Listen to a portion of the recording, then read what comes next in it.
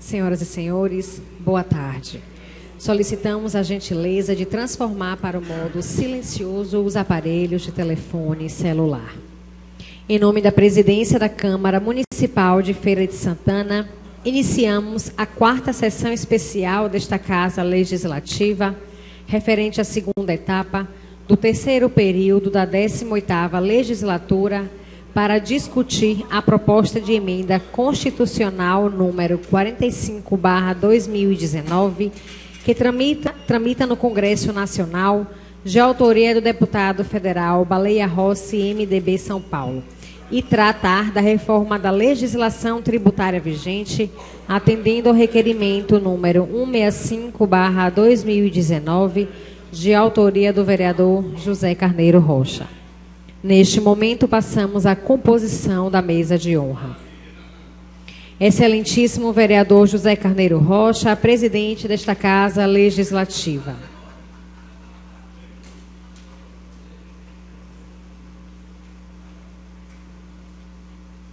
Excelentíssimo doutor Colbert Martins da Silva Filho, prefeito municipal de Feira de Santana.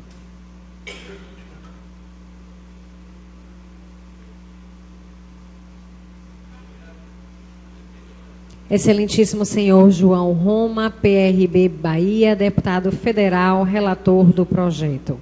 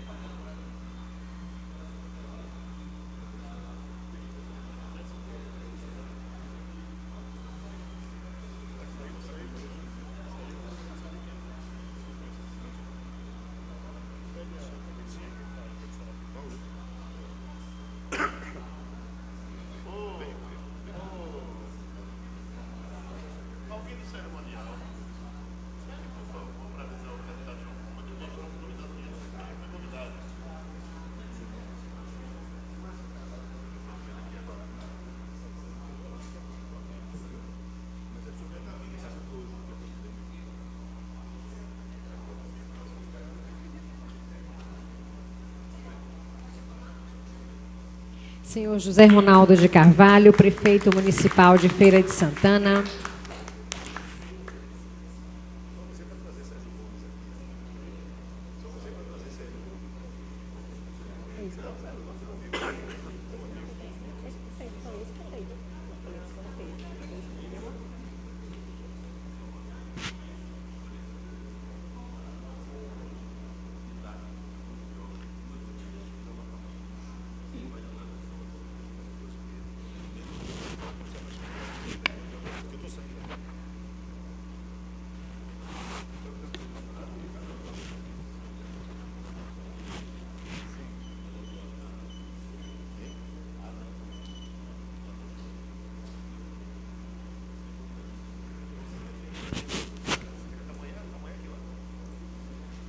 Amanhã a partir de meio-dia e sábado o dia todo. Mas o melhor mesmo é ao entardecer. Gostaríamos de convidar também para compor a mesa o senhor Luiz Mercedes, presidente da Câmara de Dirigentes Lojistas de Feira de Santana, CDL.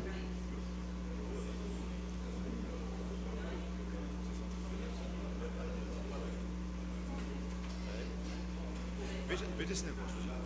Sebastião. Hoje, viu?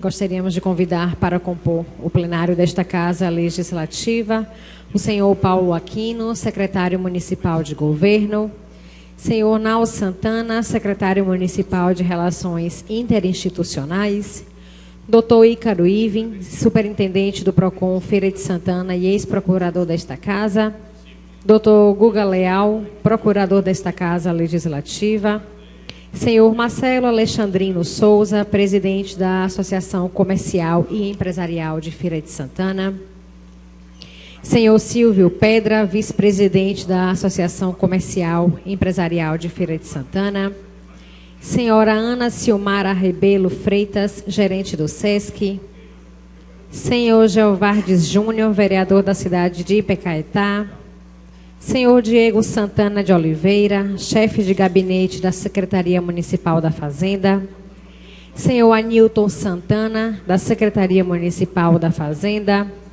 senhor Tiago Martins, presidente municipal do Partido Novo, senhor Franklin Leite, presidente do DEM de Serra Preta, doutor Rafael Cordeiro, advogado e ex-secretário municipal de Cultura, Esporte e Lazer, senhor Luciano Souza da Silva, presidente do Instituto Social Mãos Amigas, senhora Maria das Graças Freitas, representando o Grupo A, Voz, o Povo de Feira de Santana, senhor Jolival Salles Soares, presidente do Rotary Clube de Ipirá, e sua esposa, senhora Suzete Martins, doutor Átila Leite, presidente da Comissão de Direito Tributário da OAB Subseção Feira de Santana, nesta sessão solene representando a OAB Subseção Feira de Santana.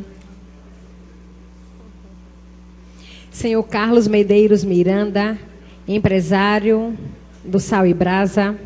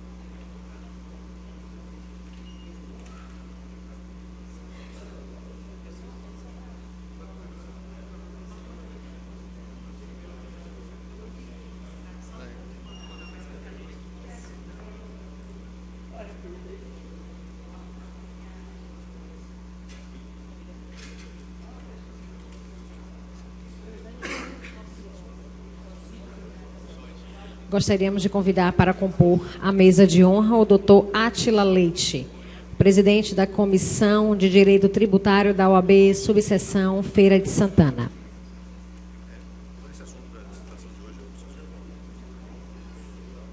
Registramos que a vereadora Cíntia Machado, nesta sessão especial, está representando o deputado estadual Targino Machado.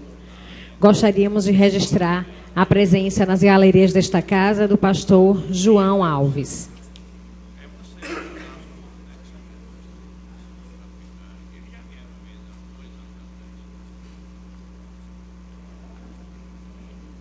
Com a palavra, para a declaração de abertura desta sessão especial, Sua Excelência o vereador José Carneiro Rocha, presidente desta Casa Legislativa.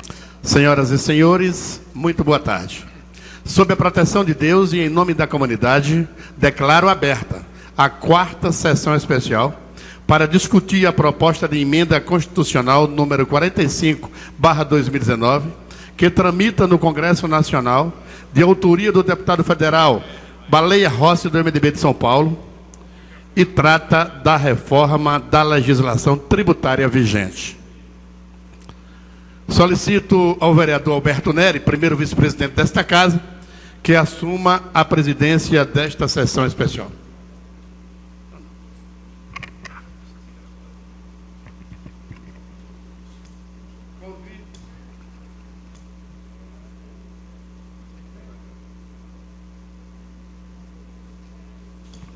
Convido o primeiro secretário, em decorrência do primeiro vice estar sem gravata, convido o primeiro secretário desta casa, vereador Cadmiel Pereira, que assuma a presidência.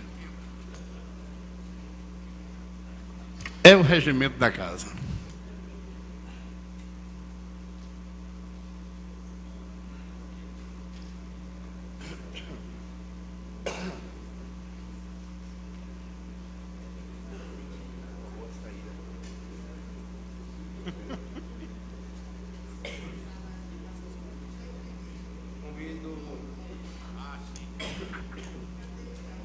Alô? Convido o excelentíssimo senhor vereador José Carneiro Rocha, presidente dessa casa, para fazer uso da tribuna.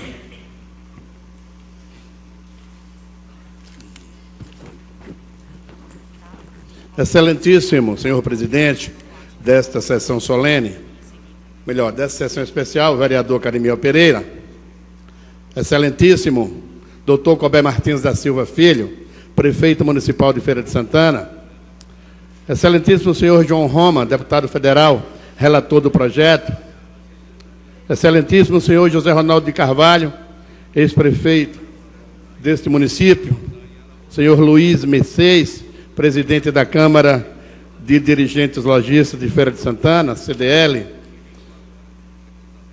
senhor Átila Leite, representando a OAB Secção Feira de Santana, colegas vereadores, Alberto Neri, Cadmiel Pereira, Cíntia Machado, Edivaldo Lima, Eremita Mota, Rondo Povo, senhores secretários, autoridades aqui presentes ou representadas, senhoras e senhores no plenário.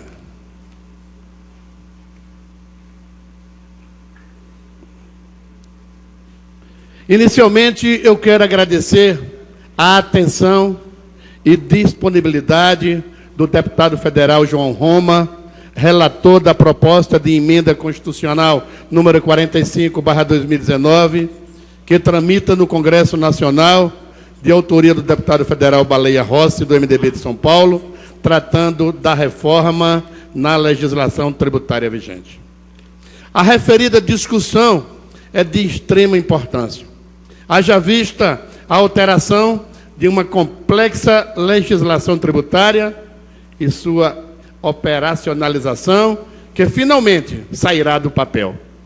Vale destacar que o texto proposto tem por objetivo a desburocratização e transparência e a simplificação da legislação tributária brasileira, com destaque para a criação do IBS, Imposto sobre Bens e Serviços, que, sendo um tributo federal, impacta na sistemática do Pacto Federativo, ainda que, segundo os apoiadores da reforma, não tire a autonomia dos entes federativos.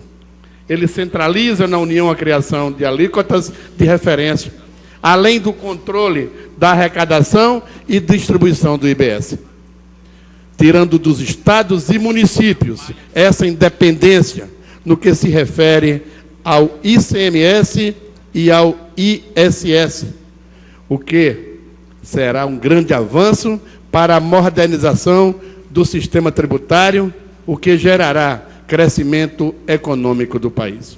Portanto, é de vital importância a explanação do relator e uma breve discussão que faremos acerca do texto proposto. Quero agradecer, mais uma vez, a presença de cada um dos senhores, de cada uma das senhoras, senhores empresários, geradores de emprego e renda desse estado, desse país, desse município, pela presença. Agradecer a presença dos meus colegas vereadores já citados. E tenho certeza que nós tomamos a iniciativa com o objetivo de, pelo menos, debater um assunto tão importante para esse país. Quantas vezes, ainda menino, ouvia os homens que geram emprego e renda desse país cobrar das autoridades, do Congresso Nacional, do Senado, uma posição firme sobre a reforma tributária, que, segundo o que se fala, é uma carga super alta. Uma carga que quase todos os empresários do Brasil sobrevivem com dificuldade, em decorrência da carga tributária. Esperamos que com essa reforma, Luizinho, os empresários possam respirar e, consequentemente, dar mais oportunidades àqueles que precisam de emprego, que precisam de meios de sobrevivência. No mais, agradecer mais uma vez a presença de todos e, sem dúvida, o que nós queremos ouvir hoje é o deputado João Roma, que é relator do projeto ora anunciado. Muito obrigado. Retorna à presidência ao vereador José Carneiro Rocha.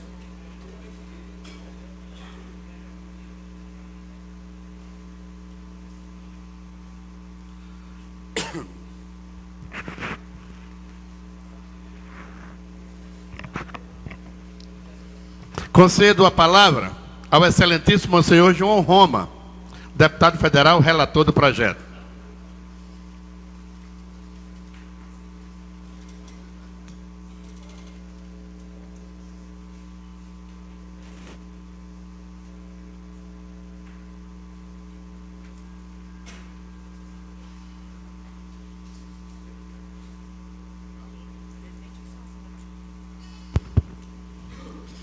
Boa tarde a todos, muito obrigado, senhor presidente. É uma honra muito grande para mim poder estar aqui em Feira de Santana, trazendo um debate tão importante desse para todo o Brasil, para uma cidade que cada vez mais ocupa destaque, não só na Bahia, mas como a maior cidade do interior do nosso Nordeste, sem dúvida nenhuma, esse entroncamento e essa referência não só no comércio, mas como centro logístico de toda a região.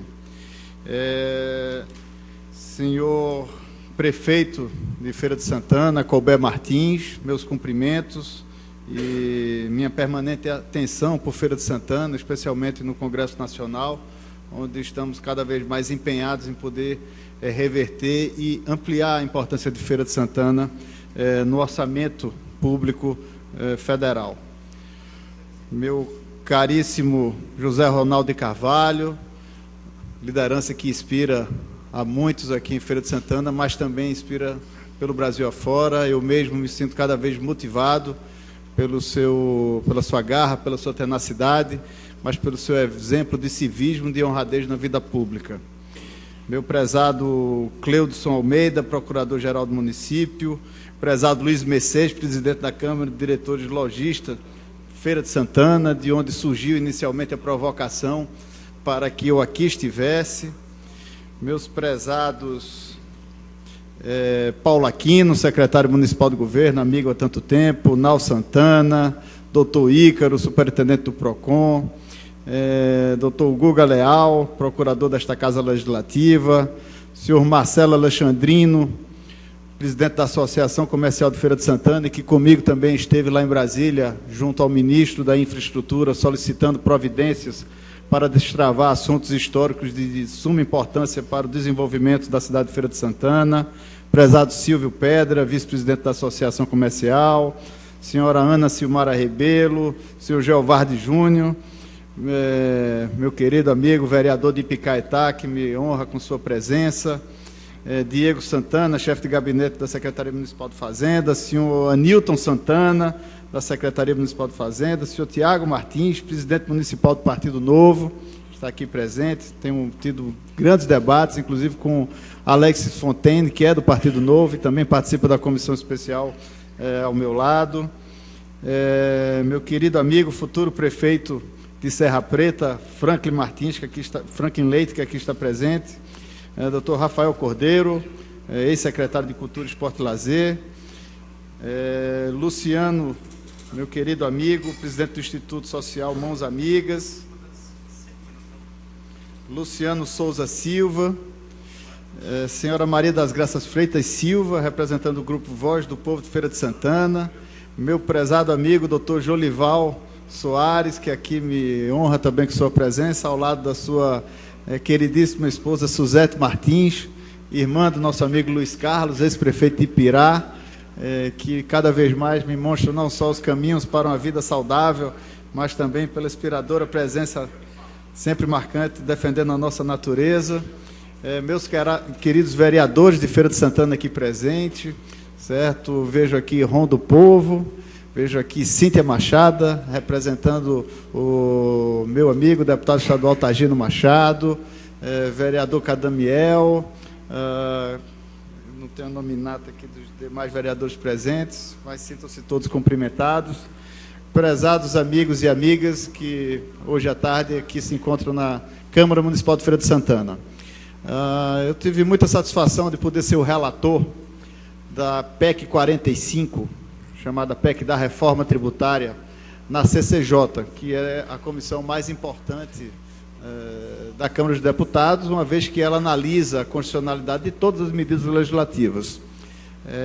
Esse assunto, portanto, chegou a mim com uma missão muito especial, que era de poder dar máxima diligência ao assunto, uma vez que precisaríamos, tratar com muito ímpeto de um assunto que é tão necessário para o desenvolvimento e o aquecimento, e a aceleração da economia brasileira, podendo assim gerar mais impostos.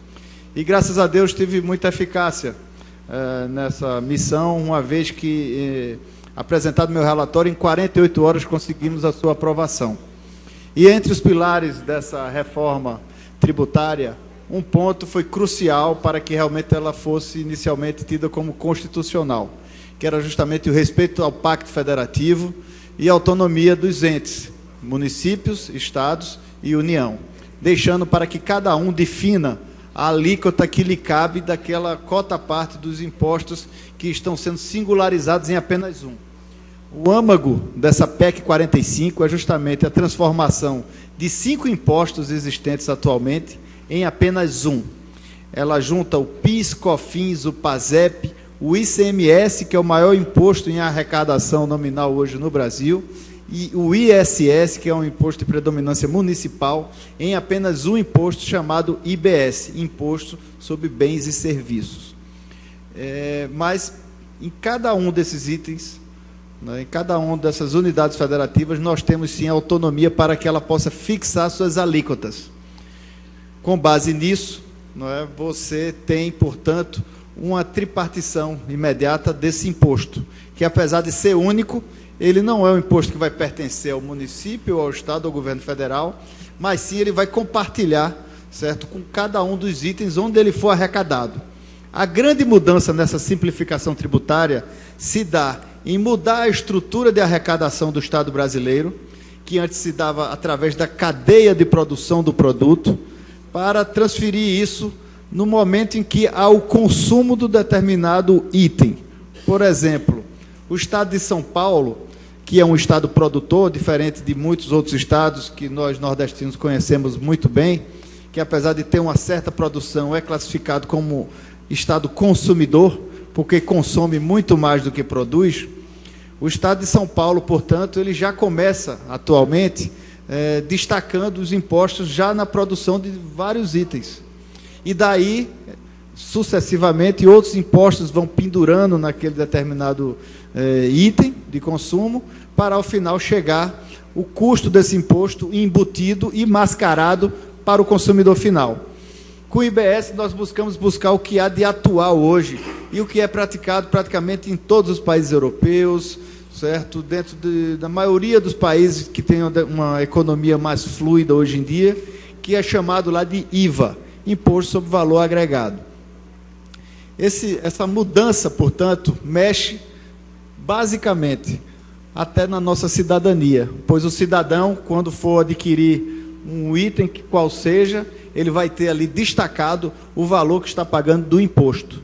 Então, ali ele já começa a perceber verdadeiramente qual o tamanho do Estado brasileiro, qual o tamanho do seu sacrifício em determinado item que ele consome, que fica para o Estado brasileiro. Essa transparência gera uma simplificação, gera, portanto, também essa movimentação no quesito de cidadania, mas cria essa sistêmica diferenciada. Ao invés de você sair recaindo, né, sobre aquele item produzido, os penduricalhos no meio do caminho, você passa a ter, ao final do processo, destacado o imposto que o consumidor está pagando. Então, pagará por aquele item o consumidor final. Então, cabe, portanto, se um produto é adquirido aqui em Feira de Santana, que a Prefeitura de Feira de Santana defina qual a alíquota que ela pratica aqui em Feira de Santana, que o governo do Estado da Bahia defina a alíquota que é cobrada no Estado da Bahia, e haverá os itens que recaem sobre o que junta esses outros 3 que são do governo federal. Com isso, vai ter uma determinada alíquota, e quando paga, não terá, prefeito Colbert, um caixa único, por exemplo, do governo federal, que é um grande temor, inclusive hoje, dos secretários de Fazenda. Hoje, por exemplo, né, depois de tantos aperfeiçoamentos legais, mesmo assim, vez por outra, você ouve um prefeito ou outro falar: olha, você sabe dizer que dia será feito o repasse da cota parte do FPM para o município? Porque ainda hoje você tem um caixa do governo do Estado e de tempos em tempos ele faz a transferência da cota parte do FPM para os municípios. Com essa estrutura, não é, de divisão de impostos, onde cada item, onde cada unidade federativa vai responder sobre a sua cota parte, ao pagar, por exemplo, o imposto sobre um item, vai ser destacado imediatamente para a prefeitura aquele valor que lhe cabe, ao governo do Estado o valor que lhe cabe e ao governo federal a sua parte. Dentro das conversas que estão tendo atualmente na comissão especial, que foi constituída, há uma comissão especial para tratar sobre essa PEC 45, que eu sou integrante, juntamente com o deputado Alex Fontaine e vários outros. Estamos tratando, inclusive, de adequações a isso. Por que adequações? Porque, certamente, nesse plenário aqui, cada um dos integrantes pode ter um modelo de qual seria a ideal forma de arrecadação dos impostos. Cada um tem um modelo que seria o mais adequado ou para a sua atividade ou para a sua visão da nossa sociedade. Ocorre que, para uma mudança dessa, que gera tanto impacto em todas as estruturas brasileiras, porque apesar de ser um assunto pouco glamuroso, é um assunto que afeta cada indivíduo, a cada cidadão do nosso Brasil. Então, mexer num assunto como esse, você precisa sim ter justamente a política aplicada, o que é viável para que você consiga mover um assunto como esse. Por isso que essa medida, inicialmente, não trata sobre um item que é essencial para a nossa sociedade do futuro, que é a diminuição do peso do Estado, a diminuição da carga tributária, uma vez que ela não mexe, certo, no item de cada um dos entes federativos. Ela apenas simplifica. Ela não está chegando nesse momento para diminuir a carga tributária. Por outro lado, com o seu advento, ela já cria a diminuição de pelo menos 2% de tudo aquilo que é arrecadado, é gasto hoje com a máquina de arrecadação tributária no Brasil. São gastos 2% de tudo que se arrecada no Brasil é gasto com a burocracia para se arrecadar. Sendo que essa estrutura de arrecadação do Brasil, meu caro Zé Ronaldo, hoje, num ranking de 190 países, é classificado em 186. Ou seja, ela está perto de ser a pior estrutura de arrecadação do planeta. Mas como é que isso é possível, pessoal? Aqui eu vejo que tem pessoas ligadas à Secretaria da Fazenda e todos sabemos que talvez a estrutura mais profissional e onde tenha mais talentos no Brasil seja justamente na estrutura de arrecadação, na estrutura fazendária. Uma pessoa que passa, por exemplo, num concurso da Receita Federal do Brasil, é uma pessoa que pode fazer prova da NASA, pois é um concurso dificílimo. Então nós temos ali, certamente, o que há de melhor na burocracia brasileira. Mesmo assim, eles não conseguem fazer valer essa eficácia na arrecadação, pois o sistema onde eles estão estruturados não é eficaz. Então você demora muito tempo e, mais do que isso, você fica num limbo, onde o recurso muitas vezes não está nem no bolso do cidadão ou do empresário, nem muito menos no bolso do Estado brasileiro, dos municípios, do Estado ou do governo federal, que, por outro lado, também precisam de recursos para fazer suas atividades finalistas. Pois muito disso, por gerar, certo, muitas dúvidas, muitas mudanças de legislações, então muito disso fica justamente no contencioso do judiciário da parte tributária. Então estima-se que hoje, no Brasil, algo entre 2 e 3 trilhões de reais, 2 ou 3 trilhões de reais, estejam justamente nessa área cinzenta, em recursos bloqueados na justiça tributária brasileira. Isso significa mais do que se visa arrecadar na reforma da Previdência que acaba de ser aprovada essa semana lá no Senado. Então, imagine a âncora que está hoje recaindo sobre todo o Brasil por essa estrutura, certo, extremamente confusa, nublada, que é difícil não só para o governo ter eficácia na sua arrecadação, mas mais ainda é penoso ao cidadão e ao empreendedor, onde o empreendedor é o responsável por criar empregos no Brasil, e ele fica cada vez mais com o pé atrás de levar avante os seus empreendimentos, visto que até para pagar imposto, até aquele bem intencionado que quer estar com tudo em dia, que mantém uma grande estrutura, inclusive de funcionários, de sistema, com dispêndio financeiro, com carga de trabalho, com hora homem computada nisso, muitas vezes, mesmo assim, ele não consegue, certo, atingir, certo, e está totalmente quite perante os poderes municipais, estaduais e federal, uma vez que é tão nublada essa estrutura de impostos no Brasil. E para formar justamente essa constelação que viabilize, né, a mudança dessa legislação para simplificar a estrutura de cobrança de impostos do Brasil, você precisa sim de fazer toda essa arquitetura política, juntando não apenas a maioria dos deputados federais, mas você tem que fazer aí uma conjunção com o Senado da República, onde tramita uma outra proposta de reforma tributária, tem que fazer uma junção disso com a proposta, que ainda hoje não chegou no Congresso, mas o que é que o governo federal pretende em relação à estrutura de impostos do Brasil, mas especialmente você tem que combinar isso, imagine, com todos os 27 governadores do Brasil e com os mais de 5 mil prefeitos que estão aí afora, porque todos esses personagens têm sim uma capacidade de influência política, uma capacidade de ecoar a sua vontade no Congresso Nacional. Você imagine, por exemplo, se um estado como São Paulo, que eu me referi agora, que com uma medida simplificadora dessa começa perdendo, imagine se o estado de São Paulo se posiciona contrário a uma mudança dessa na estrutura tributária. São Paulo elege 70 deputados federais. A Bahia é um estado que elege muitos deputados federais, elege 39 deputados federais, mas existem estados que elegem apenas 8 deputados federais. Então imagine 70 deputados federais se posicionando contrário a uma reforma como essa. Já é um indício de inviabilizar uma mudança tão profunda na nossa sociedade como isso. Então o que me deixa realmente muito otimista e vislumbrando realmente a possibilidade de ter esse avanço na nossa legislação, a mudança dessa mentalidade, esse pacto civilizatório e essa transformação realmente que pode aquecer a nossa economia, é o advento, por exemplo, dos governadores, através de seus secretários da Fazenda, se posicionarem positivos a essa mudança, não porque o Estado de São Paulo, por exemplo, vai querer perder, uma vez que ele, como Estado produtor, já começa perdendo quando o imposto for cobrado diretamente no consumo, mas é porque ele percebe que o sistema atual é ineficaz e não tem sido saudável para o Estado de São Paulo. Então ele prefere mesmo assim que mude essa chave, que ele esteja atualizado com o que a maior parte do planeta hoje pratica, pois dessa forma ele vai conseguir atrair mais investimento, aquecer sua economia e poder de fato ter essa eficácia arrecadatória que hoje ele não consegue ter, graças a todos esses penduricalhos que o sistema atual permeia.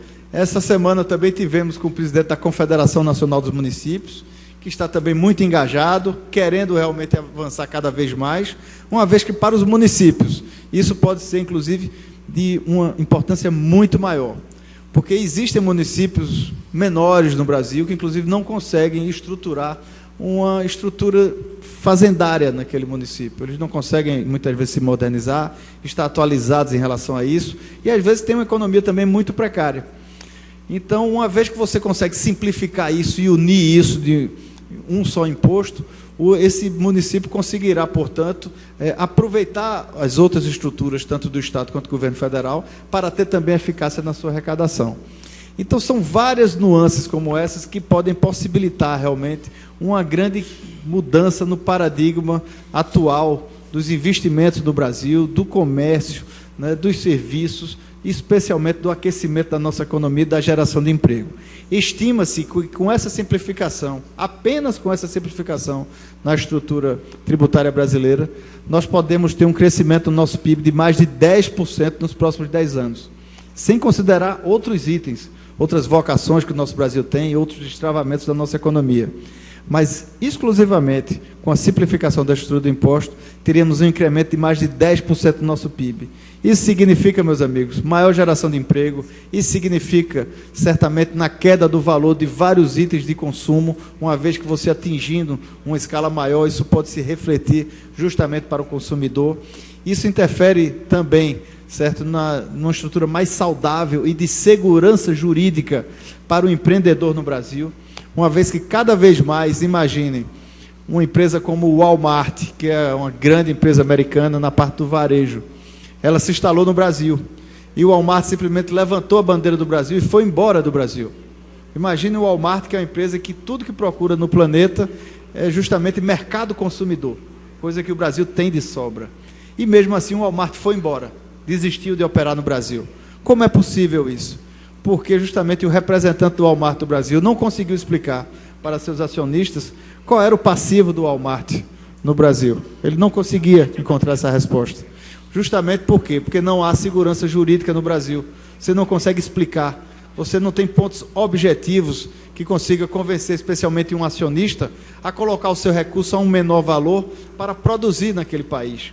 Então, com esse momento, se nós conseguirmos avançar nessa simplificação, nós conseguiremos, sem dúvida, uma ascensão virtuosa na nossa economia, uma vez que isso vai se refletir essencialmente na segurança jurídica, que é, sem dúvida nenhuma, o principal chão, o principal piso para que as coisas possam fluir e se desenvolver no Brasil.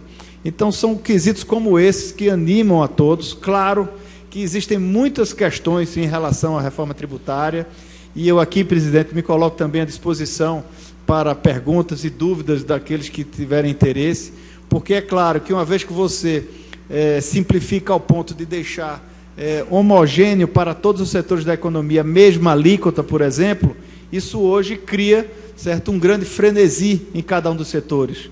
Cria uma grande expectativa, por exemplo, no próprio setor da prestação de serviços, que hoje tem uma estrutura diferenciada, no setor de saúde, no setor da educação, em vários setores do Brasil afora.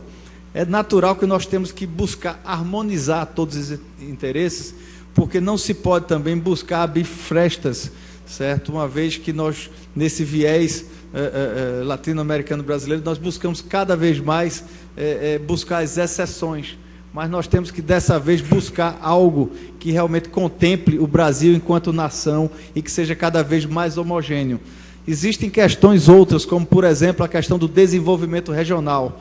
Desenvolvimento regional esse, que por mais de 50 anos no nosso Brasil, se baseou, se lastreou, basicamente, na isenção fiscal, ou seja, o Estado abrindo mão da sua arrecadação para viabilizar determinados empreendimentos, onde o que há hoje mais imperioso no mundo é você ter, de fato, um orçamento público destacado para o desenvolvimento regional. Eu falo isso com muita tranquilidade, pois eu, como todos sabem aqui, nasci no Recife, portanto eu sou duplamente nordestino, sou pernambucano de nascença, baiano por adoção, mas eu sei justamente o quanto sofrem regiões que estão hoje menos desenvolvidas na relação econômica, como, por exemplo, a região sudeste do Brasil, e, portanto, precisam de uma atenção especial do poder público, mas a eficácia dessa ação, a verdadeira chegada na ponta do desenvolvimento, se dá justamente com políticas públicas mais afirmativas, onde esteja mais transparente o papel do Estado nesse desenvolvimento regional, e não faz de conta, não é? Onde muitas vezes a empresa passa ali um período, né? Muitas vezes não interfere justamente naquele desenvolvimento e fica um jogo de enganação, onde em geral o cidadão brasileiro não sabe o quanto está pagando pela criação daquele emprego. Então é muito importante que esse desenvolvimento regional esteja aliado não só a uma política transparente, mas também aliado às vocações de cada local. Porque nós temos sim, senhores, muitas potencialidades no nosso Nordeste, mas nós temos que estar irmanados com as nossas vocações.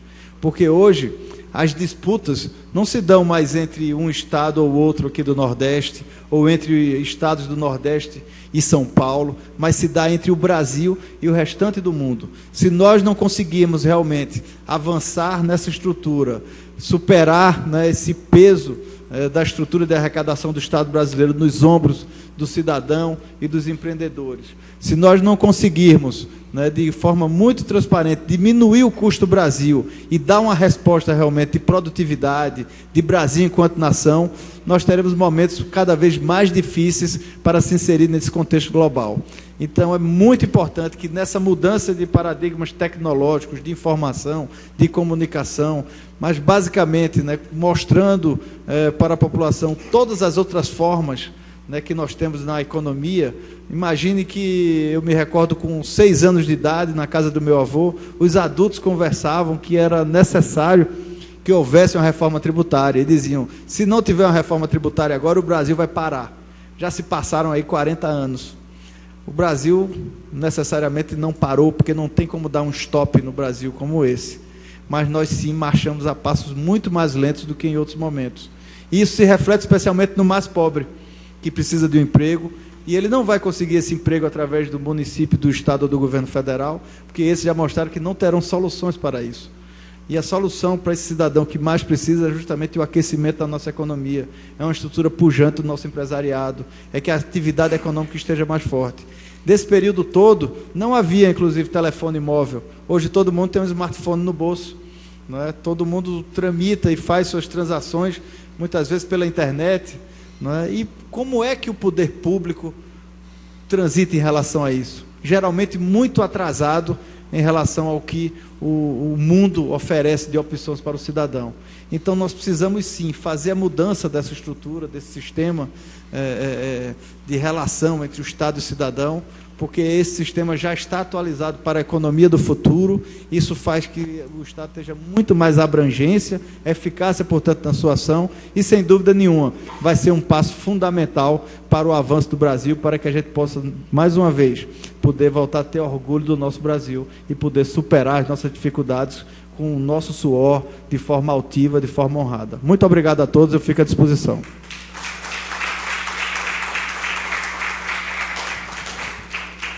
Eu vou conceder 5 minutos para cada membro da mesa.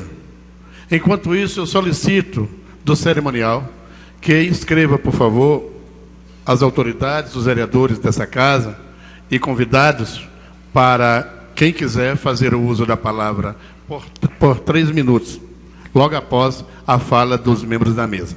Com a palavra, o doutor Átila Leite, representando a OAB, secção Feira de Santana. Vossa Senhoria dispõe de 3 minutos.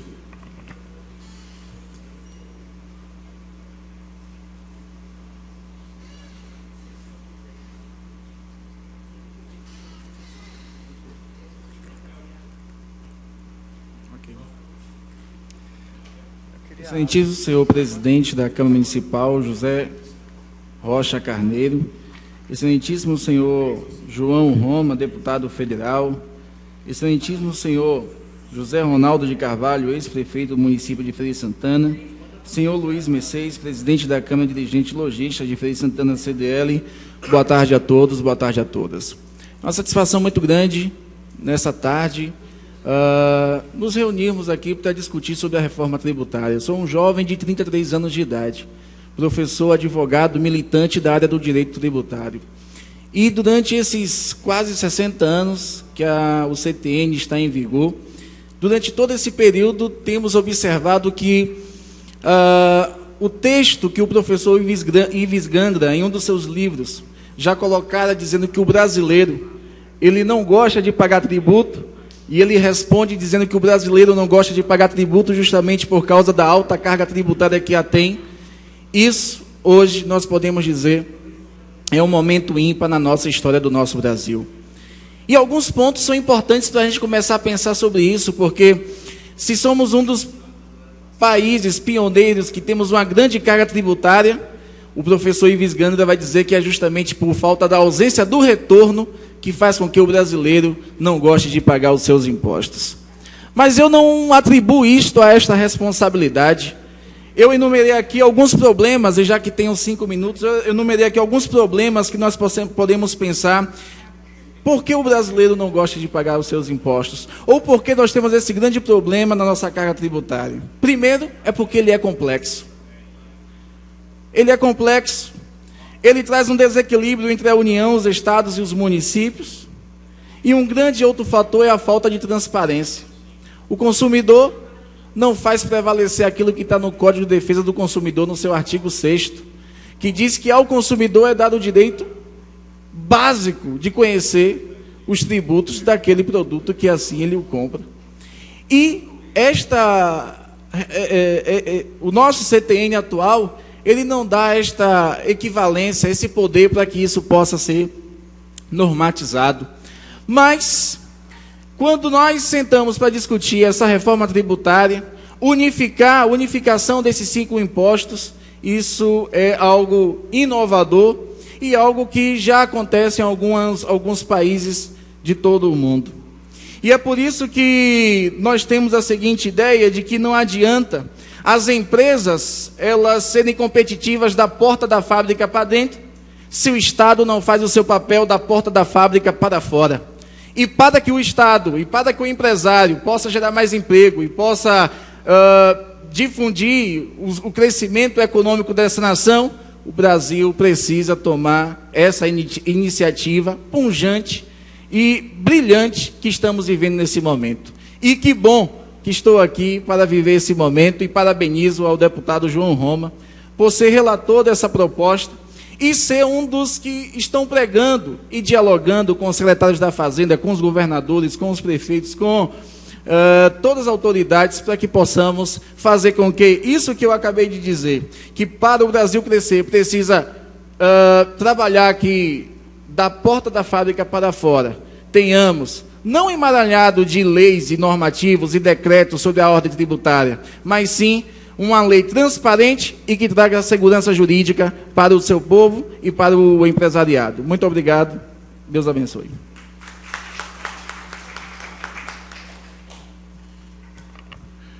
Já que o primeiro a falar foi da ponta direita, vamos agora conceder a palavra ao da ponta esquerda. Luiz das Mercês, presidente do Clube de Diretores Logísticos de Feira de Santana. 5 minutos.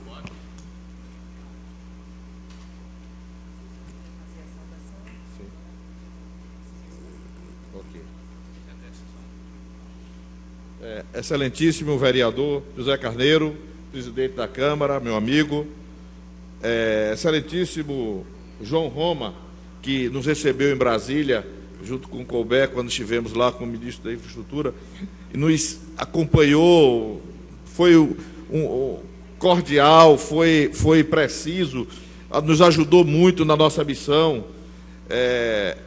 Muito obrigado por estar aqui.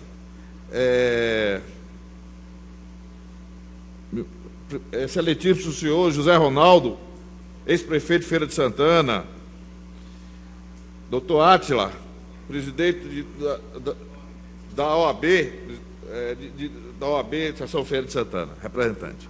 Meus amigos, hoje eu vejo que essa reforma proposta é uma reforma que, antes de mais nada, ela vai simplificar todo tributo do Brasil. Hoje não existe empresário nenhum que consiga ter condição de pagar seus impostos. Não é o imposto, mas todas as obrigações acessórias, esse maralhado de obrigações que todas as empresas têm todos os dias.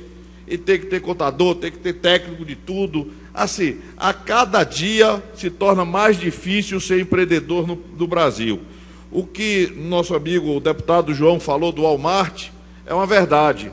É impossível, nesse país, uma empresa ter conhecimento do seu passivo tributário. É impossível. Há pouco tempo, eu recebi um produto, calçados, importado, e na nossa empresa eu passei quase 30 dias para poder classificar esse produto, para poder colocá-lo à venda, devido a tanta burocracia, tanta classificação, que você hoje tem que ter um técnico, tem que ter as pessoas constantemente buscando sanar problemas contábeis de uma empresa. E isso precisa acabar. E pelo que eu vi, o IVA, o IBS, que é o IVA americano, a IBS, se eu não me engano, o novo tributo, ele busca simplificar. Inicialmente, pelo que eu pude ver, ele mantém a carga tributária, que é altíssima. E essa carga, hoje, as empresas não conseguem mais suportar. Está difícil manter uma empresa viva com a carga tributária e as suas obrigações tão constantes. E esse novo modelo, ele busca, na realidade, simplificar. No primeiro momento, mantém a carga tributária e com o decorrer do tempo, ele começa um modelo de redução dessa carga. E isso é muito bom para a nação, porque as empresas, como eu disse, não conseguem mais sobreviver com essa forma que está aí. Então, agradeço muito, nesse momento, de ter o João Roma fazendo uma palestra e dando oportunidade para que as empresas possam se expressar junto no Congresso Nacional, possam levar via os deputados emendas e melhorar essa situação e dar condição para as empresas poderem trabalhar, gerar emprego e renda. Bom, eu agradeço a todos e é isso aí. Muito obrigado e boa tarde.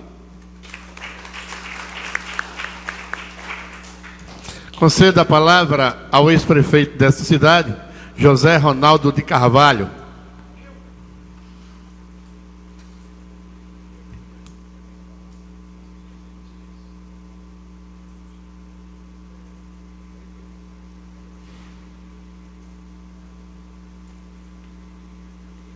Boa tarde a todos. Só duas palavras, abraçar o deputado federal João Roma. Sem dúvida, uma revelação nesse início de legislatura na Câmara Federal em Brasília. Tenho certeza absoluta de que, ao concluir esse mandato de 4 anos, ele estará entre os melhores parlamentares daquela casa. Sabe dialogar, sabe conversar, respeita a todos, respeita os companheiros, respeita os colegas, respeita a causa pública. E eu não tenho a menor dúvida que, para participar de uma comissão que eu acho a mais delicada em qualquer congresso, em qualquer parte do mundo, é necessário homens com equilíbrio emocional, homens com visão e homens com responsabilidade. E eu enxergo em João Roma todas estas qualidades. Eu lido no mundo da política e no mundo público há algumas décadas. E desde quando eu tinha cabelo, e muito, que se discutia essa questão de reforma tributária, que se debatia essa questão de reforma tributária, e ela nunca foi adiante. Em alguns momentos faz um remendo aqui, um remendo acolá. Eu não vou dizer que talvez seja a pior de todas para ser discutida ou debatida, porque eu acho que tem outra igual, que é a reforma política, que este país reclama, que este país exige e que a classe política não exercita e não executa. E por que não se bole na reforma política? E por que não vai adiante a reforma tributária? Simplesmente porque todo mundo olha para o seu próprio rabo, olha para o seu próprio nariz, olha para a sua própria cara. Quando se olha no espelho, a questão política, o cidadão diz assim: olha, essa reforma eu vou ser reeleito, e se ele enxergar um pinguinho de uma luz lá no fundo do túnel, que ele não tem oportunidade de ser reeleito, ele simplesmente dificulta a aprovação daquela reforma. Se o partido político que foi eleito com determinadas ações da lei atual sentir que tem perigo daquele partido acabar, ele também não vota. Ou seja, é o imediatismo, é aquilo do interesse pessoal que bota e que leva as decisões nessa questão da reforma política. E na reforma tributária, ela vai para o interesse da União, né? João colocou aqui uma coisa a respeito de São Paulo, a força de São Paulo. Mas não é só isso, porque dentro desse debate de uma reforma tributária, dentro de um Congresso Nacional, onde existe 503 homens e mulheres parlamentares que debatem a causa, fora o Senado, vocês viram que a Câmara aprovou, depois de um amplo debate, a questão da reforma da Previdência, e que ontem, por alguns interesses aqui, ali e acolá, que não vale a pena aqui a gente citar, o Senado mudou alguma coisa. Mas não mudou porque acha que devia mudar, porque acha que era aquilo que era importante, não. Mudou por algum interesse. Então, imagine a questão tributária. Uma questão onde o município tem seus interesses, o Estado tem seus interesses e a União tem os seus interesses. E aí vem, e a questão do Acre, não é? Vai de comum acordo com o interesse de São Paulo, né? Eu me lembro que existiu nesse país, e na Bahia especialmente, um debate muito amplo alguns anos atrás. Quando se levou para o interior da Bahia a industrialização, entre as quais Feira de Santana se incluiu, tinha de ter determinados benefícios, determinadas conquistas. E o que é que se fazia com isso? Existia o que se chamou-se na época de subsídio fiscal. E o que é que significa isso? Seria dar às empresas que ali iriam se instalar alguns benefícios. Por exemplo, instalou em Feira de Santana determinadas grandes empresas.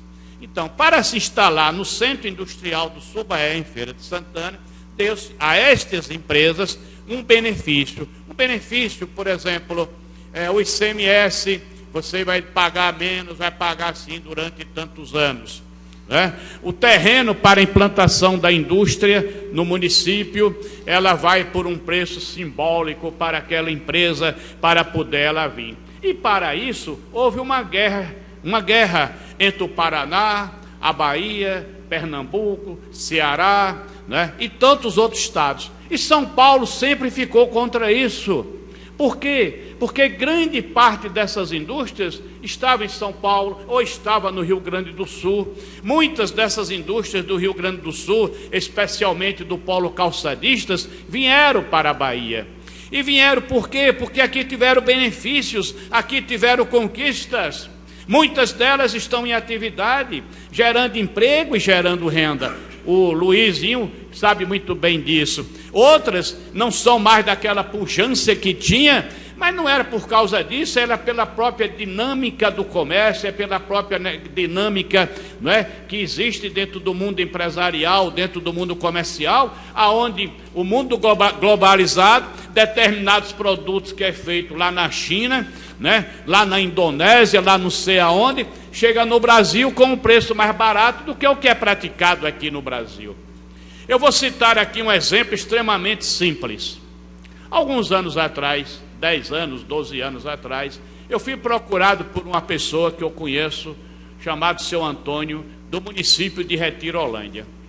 E ele estava produzindo numa pequena empresa em Retirolândia, com 15 empregos, alguns produtos que ele vendia em algumas empresas e que eram revendidas pela Bahia, por Sergipe, Pernambuco, Alagoas, etc. E ele tinha um sonho, colocar este produto na Le Biscuit. E ele perguntou se eu conhecia o dono da Le Biscuit. Naquela oportunidade, a Le Biscuit não era ainda o grupo que é hoje, né, que houve uma divisão de sociedade, né? É uma empresa hoje diferente. E fui ao então dono da empresa, meu amigo Totti. Lá chegando, Totti me ouviu atentamente, virou para o rapaz e disse: olha, sua empresa é legalizada assim, assim, assim, assim, assado. Ele disse: a empresa é legalizada assim, assim, assim, mas falta o outro assim.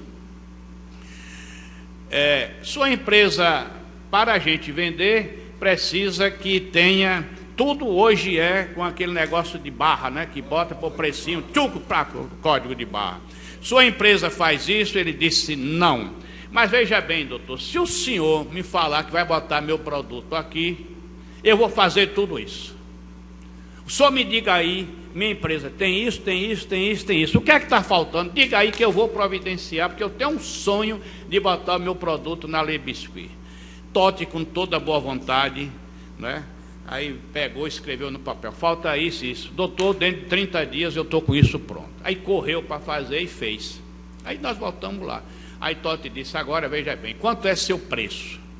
Ele disse: meu preço é X. Aí ele olhou assim, levantou: vem cá, meu filho. Aí levou na prateleira e mostrou assim: está vendo esse produto aqui? Esse produto aqui é uma coisa parecida com o que você faz, né? Do sisal, material do sisal, da região cisaleira da Bahia. Está vendo aqui? Ele disse: estou vendo. Esse preço aqui é tanto. Era R$2 mais barato do que o que ele fazia aqui em Retirolândia. Aí eu disse: o senhor comprou isso aonde? Ele disse: veio da China. Veio da China. Esse produto aqui é da China. Então, o produto que ele fazia numa empresa pequena, que os impostos são menores, né, do que as grandes, né, ele ainda estava com um preço maior do que o que estava vindo da China. Aí ele chegou e disse assim: mas meu Deus, esse produto aqui, seu Totti, esse produto aqui, seu Zé Ronaldo, eu vendia, vou dar aqui um preço aleatório, eu vendia por R$15. Eu baixei, estou vendendo por R$12. O mesmo produto, e o outro aqui na loja é 9.510. Ô Jesus, o que é que eu vou fazer? Não vai sobrar nada. Eu vou fazer o seguinte: eu vou demitir 7 pessoas, vou ficar eu, minha mulher, minha filha, meu filho e mais 3 só. Porque vai ficar só totalmente da família, para poder ver se a gente sobrevive e eu realizo o meu sonho de botar o produto na Le Biscuit. Então, é uma coisa extremamente complexa. E esse mundo é um mundo que eu acho que é cada vez mais sem volta. Porque com a globalização do mundo, é impressionante. Você sai e faz uma viagem daqui para qualquer lugar do mundo. Quando você chega em qualquer lugar do mundo, os produtos que estão no restaurante, o que você vai comer, os produtos que estão nas lojas, é o Corte Inglês, não sei o que, não sei o que, não sei o que. Quando você olha, que entra na loja, parece que você está no Brasil. Porque as marcas que estão lá, são as marcas que estão nos shoppings aqui no Brasil. A mesma marca, os mesmos nomes, o mesmo top, o mesmo estilo, não tem diferença. Se olha para os sapatos, parece que está na Mersan, não é? Então não tem diferença, é uma coisa gigantesca, é uma guerra enorme, é um negócio gigante, né? Então, veja bem, aí vem um gigante, para eu concluir, chamado poder público. Poder público. Meu amigo, aí é que o gigante é grande. Aí é que o gigante é mais complexo. E aí o ministro da Fazenda faz conta daqui, faz conta da acolá, puxa daqui, puxa de lá, puxa, estica daqui para acolá. De repente aquela borrachinha quebra, bate na cara do cara, diz: puxa, que dor que eu senti com isso aqui. E chega o final do mês e tem as despesas para pagar, e cadê o recurso, e não sei o que, e não sei o que, e querem ir para o mais fácil, que às vezes o nego diz que quer criar um imposto a mais. Quando não faz o dever de casa, quando não faz o dever de casa é que deve ser feito. Mas há uma coisa importante nesse momento, que eu estou sentindo um pouco diferente de anos atrás. Uma coisa que eu quero concluir minhas palavras dizendo isso. Com a minha cabeça hoje, uma cabeça mais sossegada, uma cabeça que está ouvindo melhor, né? Uma cabeça que está escutando melhor. Isso é porque chegou o meu tempo para eu parar. Silvio está doido olhando, sabendo o que é. Um momento que, né, que a gente tem de fazer. Eu quero aqui dizer que pela primeira vez, ou uma das primeiras vezes, eu estou vendo o presidente da Câmara dos Deputados interessado nisso. Há poucas vezes eu estou vendo a Câmara tão interessada em ser protagonista. Poucas vezes eu vi isso. Então, quando a Câmara está debatendo um assunto, chamando um assunto para debater, colocando na vitrine o assunto, favorecida, muitos momentos, pela postura do governo, diferente de décadas, uma postura diferente, mas é outra questão, porque se eu entrar nessa questão eu falo 2 horas, né? Então não vou fazer isso. Então eu espero que esse protagonismo continue e não seja fogo de palha.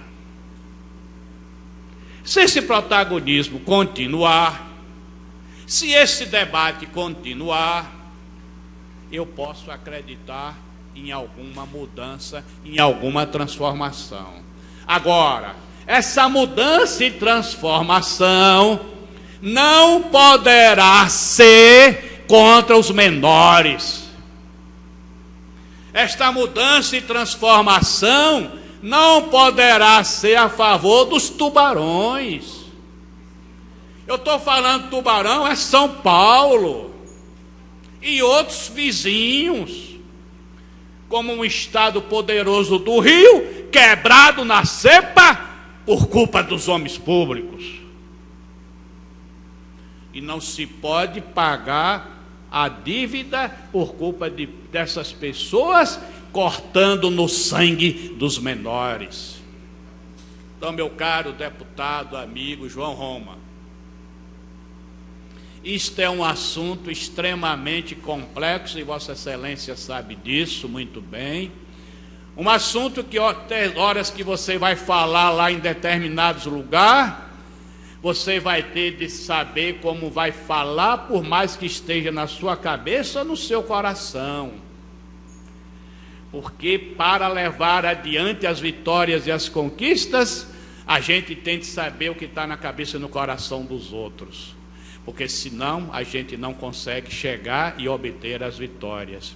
E esse assunto, reforma tributária, é um negócio extremamente complexo, é algo difícil, é algo que talvez vocês não consigam alcançar.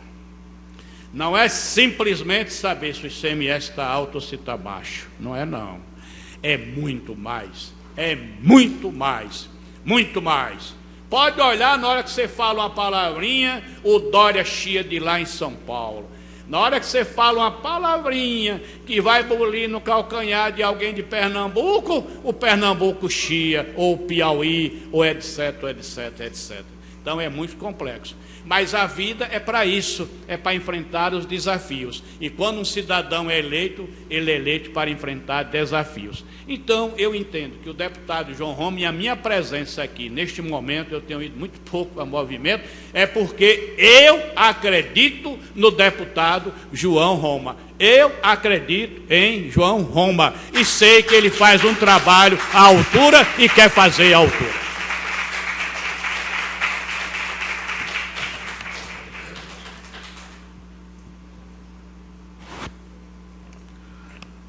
Para fazer uso da palavra sobre o tema em discussão, convido o vereador Edivaldo Lima. Vossa Excelência dispõe de 3 minutos.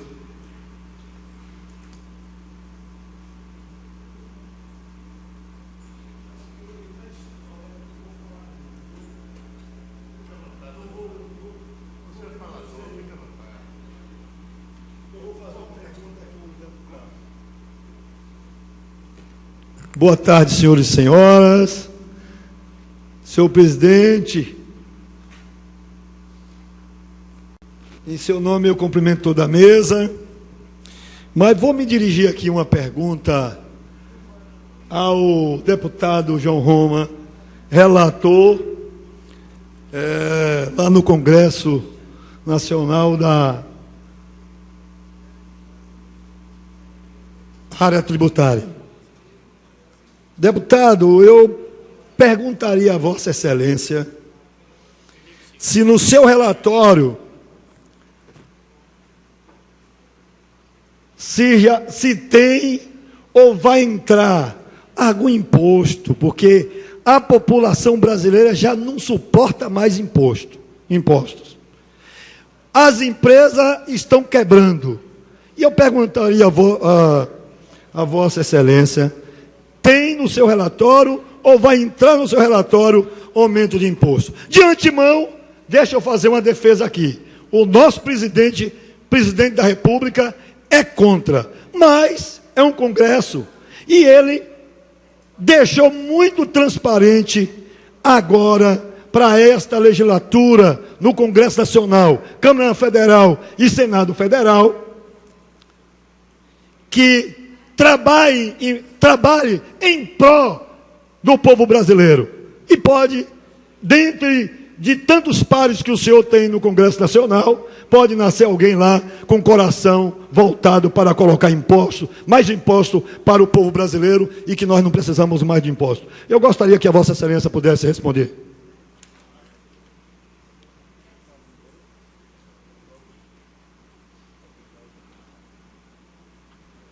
Alô?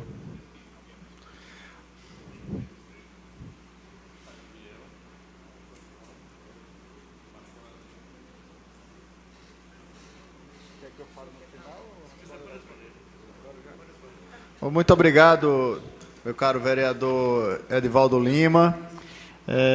Muito pertinente sua pergunta, porque uma coisa é certa, a população brasileira já é muito ressabiada quando começa a conversar sobre reforma tributária, pois o exemplo das últimas décadas é começar a discutir, não concluir a discussão e finalizar com um brindezinho, que é alguma contribuição federal, aumentando, né, essa macrocefalia do Estado brasileiro. Mas, desde quando eu fui chamado na relatoria, a primeira coisa que eu perguntei, portanto, ao presidente da CCJ, o Felipe Francischini, foi o seguinte: presidente, tem alguma pegadinha nessa medida? Ele disse: como assim, João? Tem aumento de carga tributária? Tem criação de imposto novo? Ele falou: não, João, a medida é para simplificar.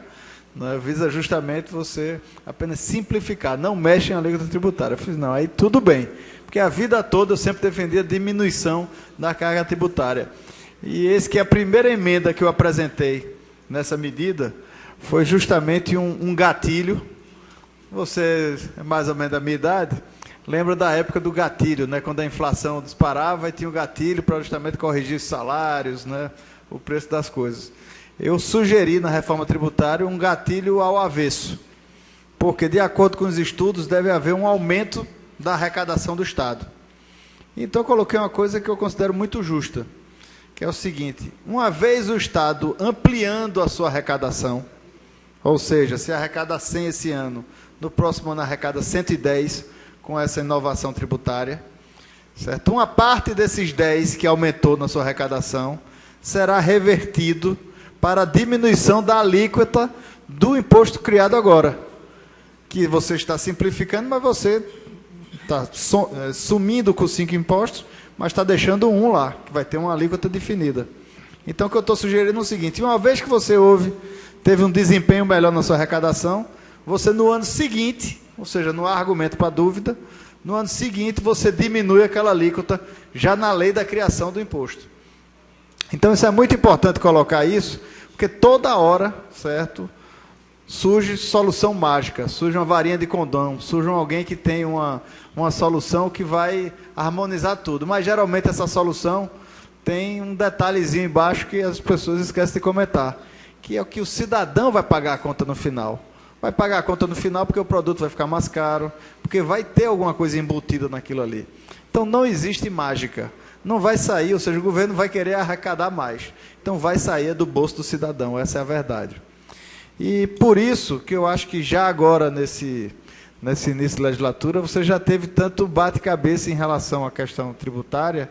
Um exemplo disso foi, por exemplo, a demissão do secretário especial da Receita Federal, Marcos Sintra, pessoa que eu conheço bem, que foi deputado, não é, e um professor muito respeitado, defendia o imposto único, mas na modalidade que ele defendia era um imposto que talvez não poderia criar, certo, algumas desigualdades e algumas injustiças na forma de arrecadação, especialmente para os mais pobres. E com isso ele insistia, portanto, numa solução que implementava o CPMF, que virou um palavrão, mesmo em dose homeopática, porque a população brasileira já observa aquilo com toda a desconfiança e com toda a razão, porque aquilo ali é um imposto que abrange, não é, do mais rico ao mais pobre. Então a insistência dele nessa tese da CPMS, certo, fez não só o presidente da República desmentir ele 3 vezes, como ao final terminou que acabou o assunto e teve que, não é, afastar o Marcos Sintra da Secretaria Especial da Receita Federal. Então, acho que isso já dá um pouco o recado de como o assunto, né, veio para a pauta, veio para o dia a dia do brasileiro e todos estão atentos com essa matéria. Mas nunca é demais a atenção, certo? Então, é muito bom a gente ficar vigilante, certo? Porque, como diria o filósofo, o preço da liberdade é a eterna vigilância. Então, vamos ficar atentos com isso, certo? Do meu aspecto, você sabe que eu sou de formação liberal e vou estar sempre tentando justamente ajustar as contas do Estado para que o Estado tenha, assim, força, mais eficácia para quem mais precisa e que a gente consiga, sim, tirar esse peso do ombro do cidadão. Concedo a palavra ao vereador Cadmiel Pereira. Vossa Excelência dispõe de 3 minutos.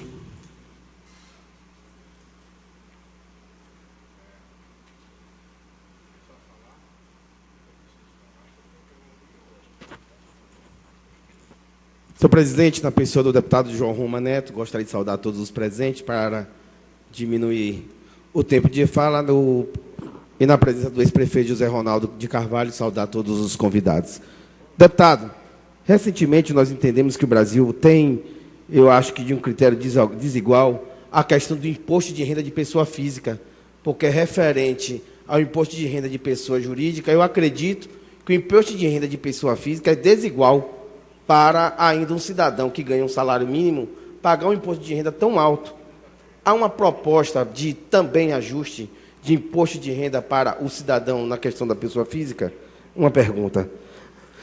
Outra segunda pergunta. Na questão da regionalização, nós levamos em consideração a simplificação, levando para a centralização, levando em consideração que a especificidade dos estados e o regionalismo não anda numa linha reta, já visto que a história foi desigual referente à formação econômica de cada região, considerar esse processo para poder fechar a conta para transformar o IBS, o Imposto de Bens e Serviços, em uma proposta igual para um país que tem o tamanho de um continente que é o Brasil. Como se dará essa proposição junto aos estados para que tenhamos uma equalização de termos uma proposta de um imposto para todo o país, já visto que hoje a guerra fiscal de ICMS, que é proposta por cada estado, para gerar um fomento de chamativo para as empresas ali se instalarem, através da autonomia que o estado e que o município tem para gerar uma conversa. Mas, a partir do momento que sai o ISS do município, o município só vai ter como uma projeção para a sua autonomia ou IPTU ou ITBI. Basicamente, ele perde uma força de ISS para fazer um chamativo de desenvolvimento regional para a instalação de empresas. Como seria, então, uma proposta do município como Feira de Santana, cravado no sertão, no Nordeste, ter uma proposta para as empresas aqui se instalarem e gerarem, portanto, uma proposta de emprego através da instalação de indústrias. E, para fechar, nós sabemos que alguns municípios têm especificidades, mas o Pacto Federativo ele ainda é desigual, onde ainda a maioria da arrecadação está dentro da União e a maioria da população vive no dia a dia, no cotidiano dos mais de 5 mil municípios. Essa proposta de alíquota de repasse, governo federal, governo estadual e governo municipal, qual seria a melhor proposta ao qual vem para essa reforma tributária? Muito obrigado. Alô. Obrigado, vereador Cadmiel. Pensei que não ia parar as perguntas, presidente. Mas são todas pertinentes. A primeira delas é a respeito do imposto de renda. Não é? E o esclarecimento é o seguinte: essa PEC 45 não trata sobre o imposto de renda. Não há movimentação em relação à questão do imposto de renda nessa PEC 45. Pode vir, sim. O próprio ministro Paulo Guedes, ele tem interesse em fazer mudanças na tabela do imposto de renda, que eu acho até que deve. Inclusive, ele quer somar isso com outras coisas, visando desonerar a folha, né, de contratação, o que seria também excelente, ou seja, destravaria também, né, com a possibilidade de contratação de muitas pessoas. Ocorre que existem basicamente 3 formas de se cobrar imposto, né, do Estado arrecadar. Uma é sobre o patrimônio, outra é sobre a renda e outra é sobre o consumo. O que nós estamos tratando na PEC 45 é sobre o consumo. São os impostos que estão relacionados ao consumo.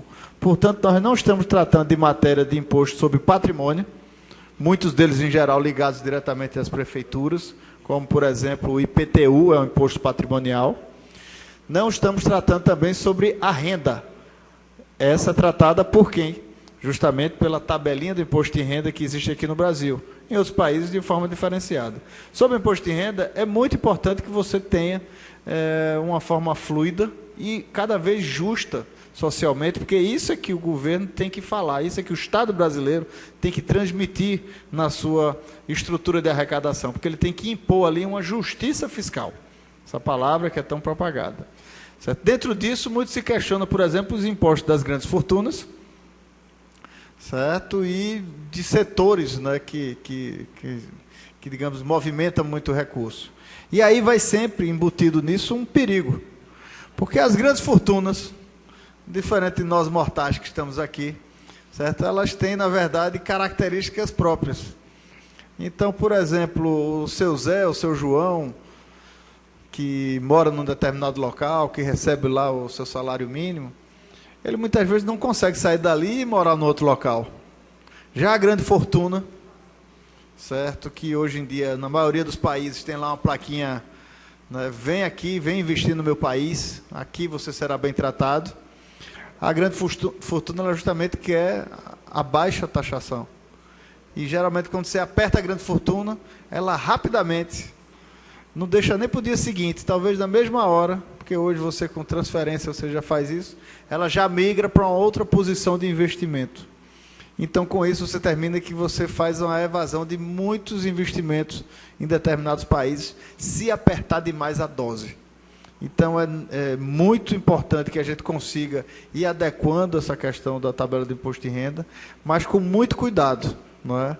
Para que não se repita no Brasil lições que ocorreram em outros países, como a França, como a Inglaterra, onde, na verdade, muitas vezes expulsaram o capital, certo?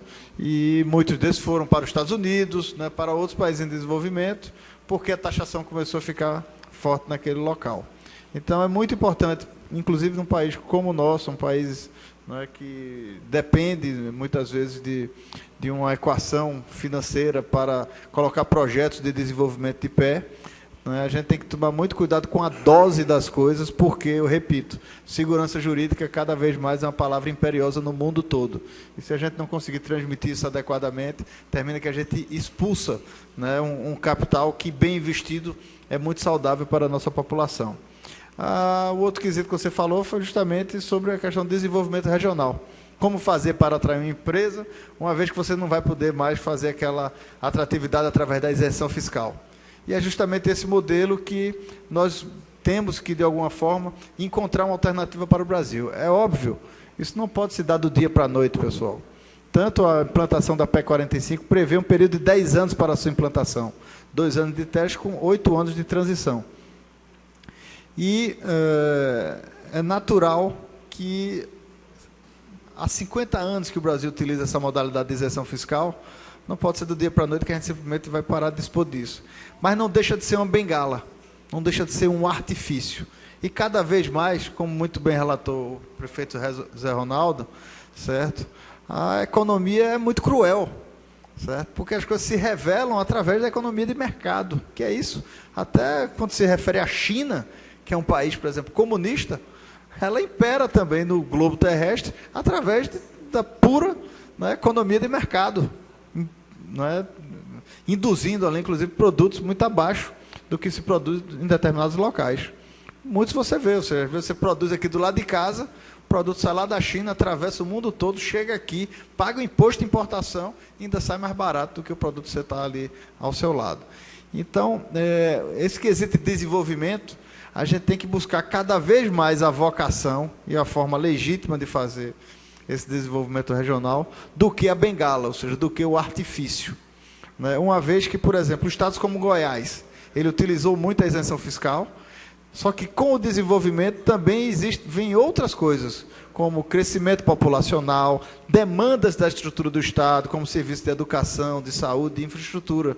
Então, muitas vezes o Estado não está fazendo jus a um novo recurso que viria daquilo ali, justamente para dar resposta a essas novas populações. Uma coisa, por exemplo, é a Feira de Santana com 300 mil habitantes. Outra coisa é a Feira de Santana com 600 mil habitantes. Outra coisa é a Feira de Santana com 1 milhão de habitantes.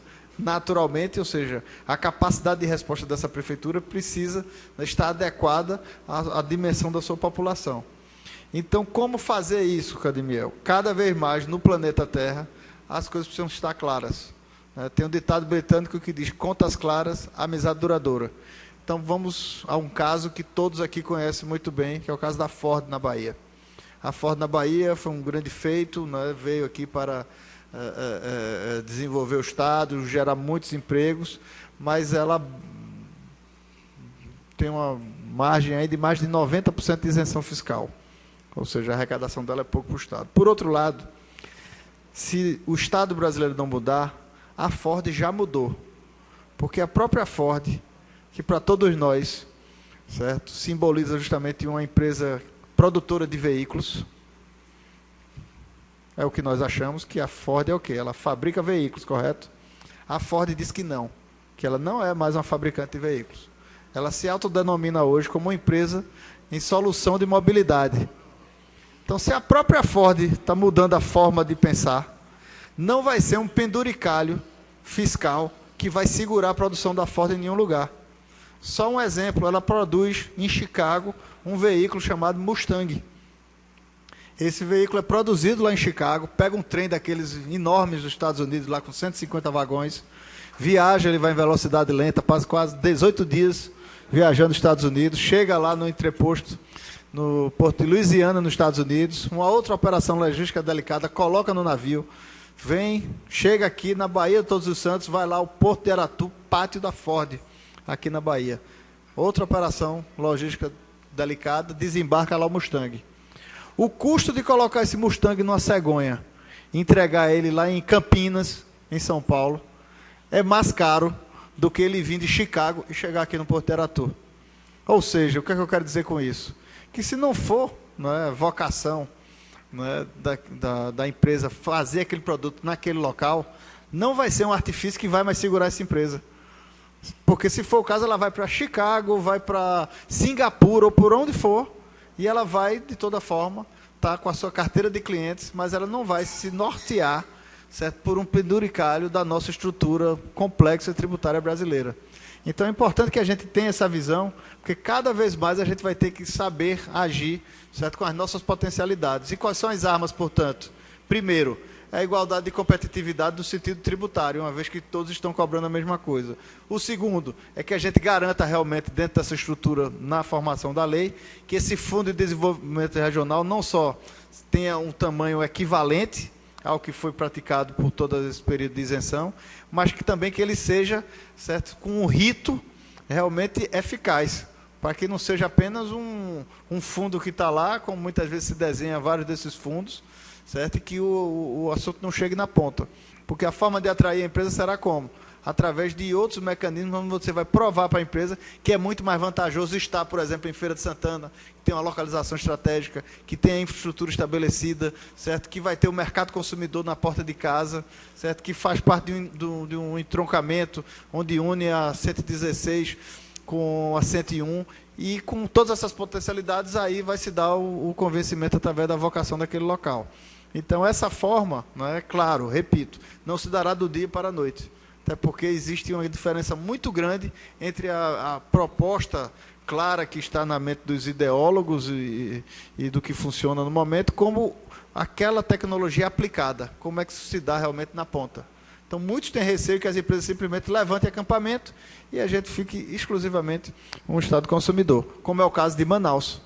Manaus tem lá, há 50 anos que existe lá a Zona Franca de Manaus. Hoje é um custo de quase 25 bilhões de reais.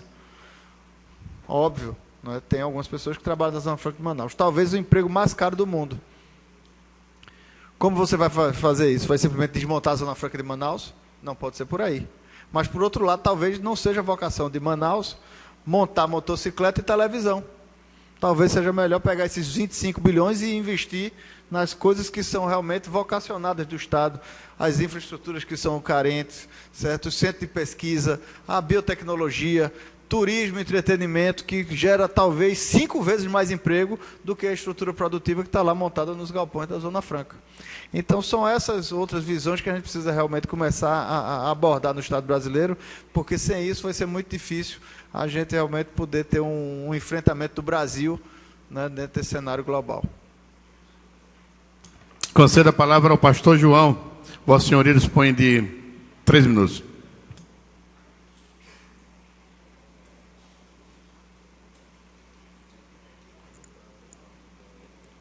Boa tarde a todos. Quero agradecer esse privilégio. Eu venho de São Paulo, morei 37 anos lá e vim aqui por convite do Dilcinho Rei Momo e estou surpreendido com nosso deputado à frente desta batalha, que é uma batalha a mexer com imposto nesse país. Eu sou empresário, já vivi 10 planos de governo neste país, e o governo neste país, com o sistema tributário, ele é o maior sócio de qualquer empresário. Ele não entra com R$1 e quebra a maioria das empresas deste país, por causa da carga tributária. Então, ao nosso deputado João Roma, eu quero agradecer por esse privilégio do senhor estar à frente desta luta e que o senhor possa ser fortalecido e que muitos possam ajuntar muitos representantes deste país que têm a possibilidade, como o senhor está tendo, juntar forças para que se mude esse sistema no país. O senhor falou que o imposto não será diminuído. São 5 impostos que se reunirão em um único imposto. Porém, haverá uma economia, vez que o sistema de arrecadação, para arrecadar 5 impostos, dá muito trabalho.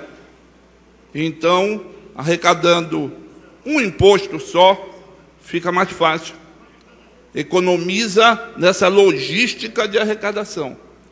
Eu estive agora na Europa e verdadeiramente lá, especificamente fiquei muito em Portugal, lá tudo que você faz é um imposto único de 23%.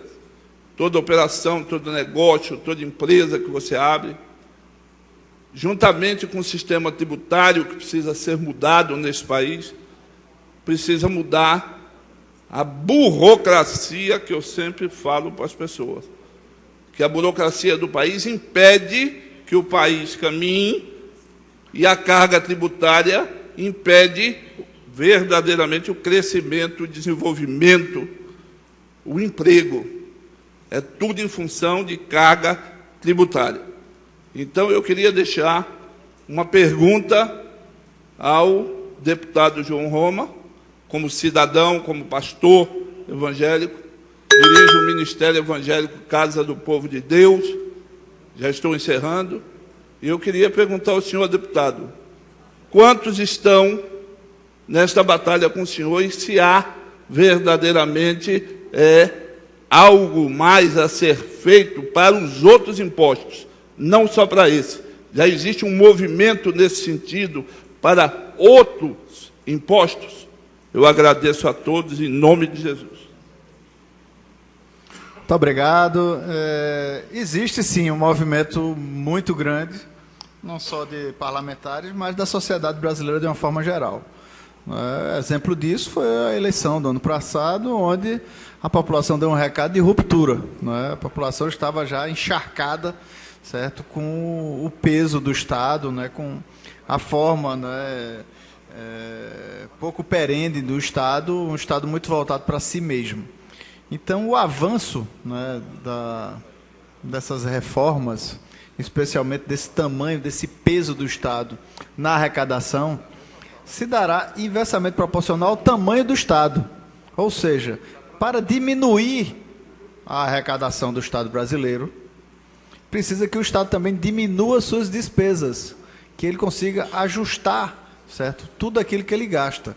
Então não adianta você falar em diminuição de carga tributária se você não tiver uma reforma do Estado, onde o Estado realmente não começar a fazer também o seu dever de casa, ajustando as contas públicas.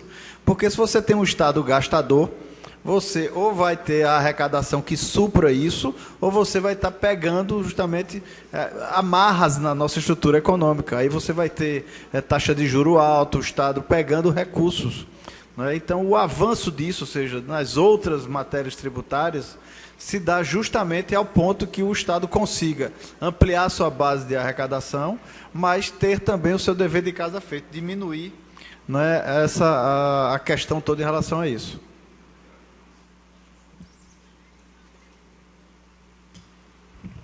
Com a palavra, o presidente da Associação Comercial de Feira de Santana, o senhor Marcelo Alexandrino.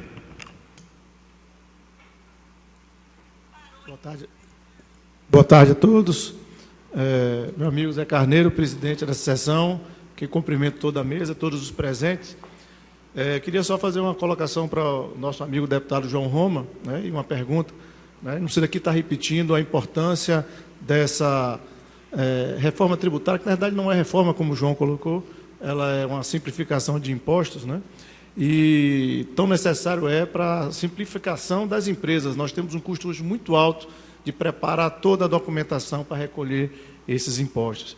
Mas, João, queria fazer uma colocação. Tivemos, há pouco tempo aqui em Feira de Santana, uma audiência pública realizada pela Câmara Federal, onde o API, que é um dos técnicos responsáveis por essa PEC 45, fez uma colocação sobre, nessa composição de taxas aí, entre todos esses impostos aí, que o setor de serviços talvez pudesse ser um pouco onerado, com a visão de que o turismo, de um modo geral, e o setor de serviços era muito utilizado por uma faixa salarial mais alta do país. Isso seria mais justo. Eu fiz uma colocação e queria colocar aqui para você como uma preocupação, e depois até de alguns dados que eu levantei, sobre o turismo de negócio no país, que tem um gasto per capita de quase o dobro do turismo de lazer, e que isso pode impactar nas empresas, pode impactar nos negócios, se você, nessa distribuição de taxas, mesmo não tendo majoração de impostos,